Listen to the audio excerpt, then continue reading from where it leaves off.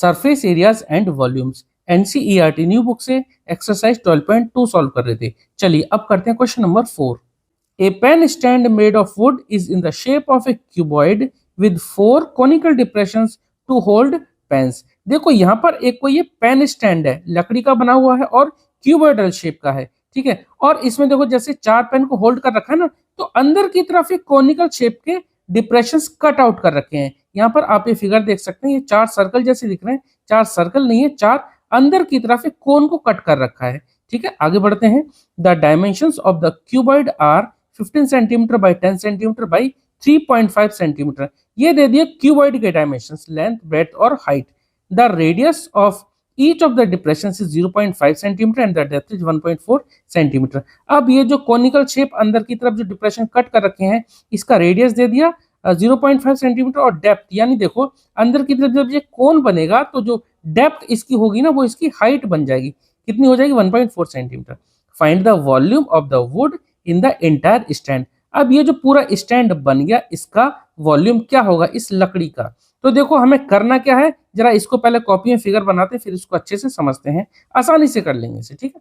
यहाँ देखिए हमने ये कि रफ फिगर बना लिया एक क्यूबॉइड का, जिसमें कि हमने 4 कोनिकल डिप्रेशंस को कट कर रखा है और एक कोन को दिखाने के लिए मैंने यहाँ पर रेडियस यहाँ पे शो कर दिया और ये हाइट शो कर दिया।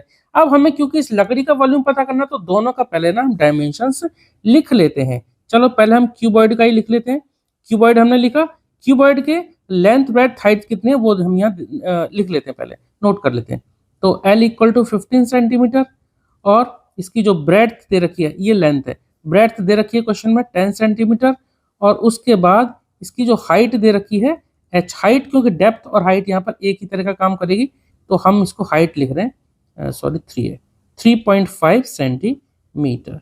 ये हो गया क्यूबॉइड का। ऐसी अगर हम कोन की बात करें तो कोन का रेडियस दे रखा है 0.5, तो यहाँ रेडियस स्मॉल r लेता हूँ 0.5 सेंटीमीटर। और उसके बाद इस कोन की जो हाइट दे रखी है, ये जो हाइट दे रखी है, जो कॉनिकल डिप्रेशंस ये दे रखी है, हाइट दे रखी है 1.4 सेंटीमीटर।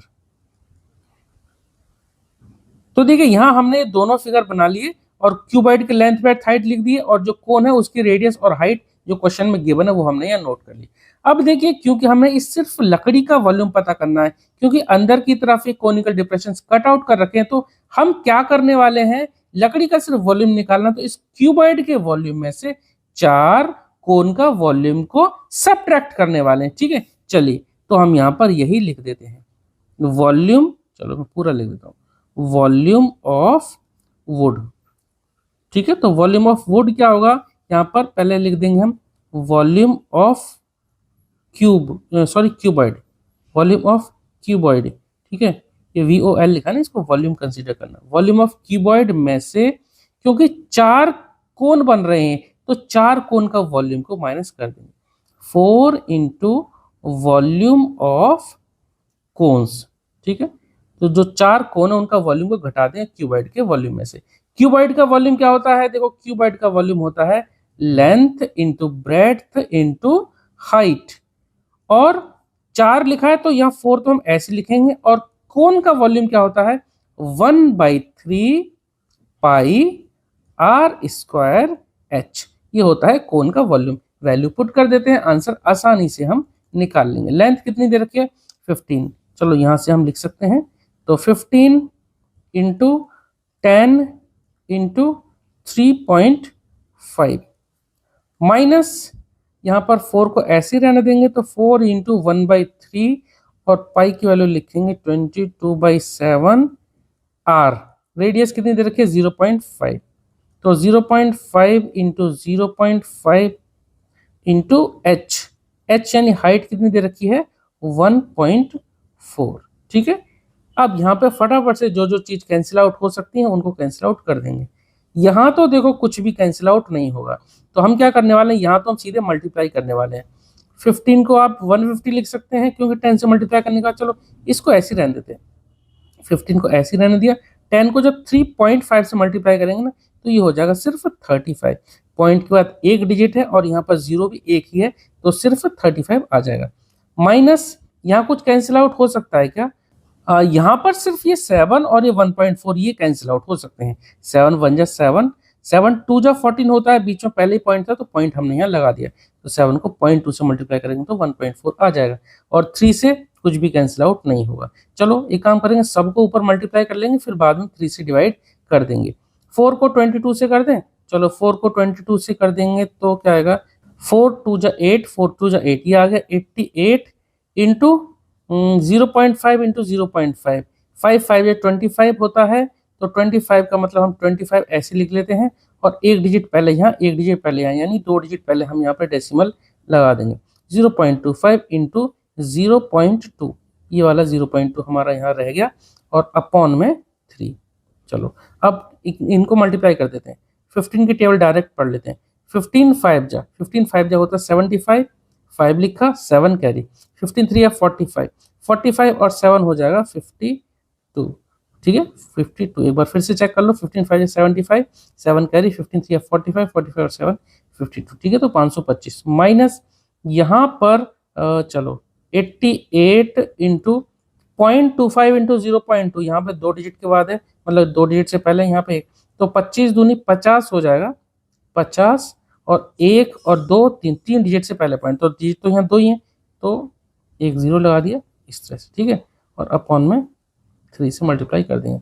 अब चलो इसको डायरेक्ट मल्टीप्लाई कर देते हैं, 88 को 0.05 से मल्टीप्लाई करके 3 से डिवाइड हम यहाँ कर देंगे, ठीक है। चलो इसको एक स्टेप और ले लेते हैं आगे, पहले थोड़ा सा ऊपर कर लेते हैं। चलो अब ये हो जाएगा 525 माइनस 0.440, और अपॉन में कितना है 3। सॉरी देखो एक गड़बड़ होगी, यहाँ पे 0 भी था ना लास्ट में, तो वो भी हमें यहाँ लगाना था। चलो मैं यहाँ काट के ना इसके आगे सॉल्व कर देता हूँ, कोई बात नहीं। 525 माइनस, तो इनको जब मल्टीप्लाई करेंगे तो ये आ जाएगा, देखो पॉइंट, जब इनको मल्टीप्लाई करेंगे ना तो देखो ये आएगा 4.44, ठीक है। तो इन दोनों को मल्टीप्लाई करेंगे तो इतना आएगा, इस 0 का तो कोई मतलब नहीं, तो 4.44 आ जाएगा। अपॉन में है इसके, अपॉन में है ये 3।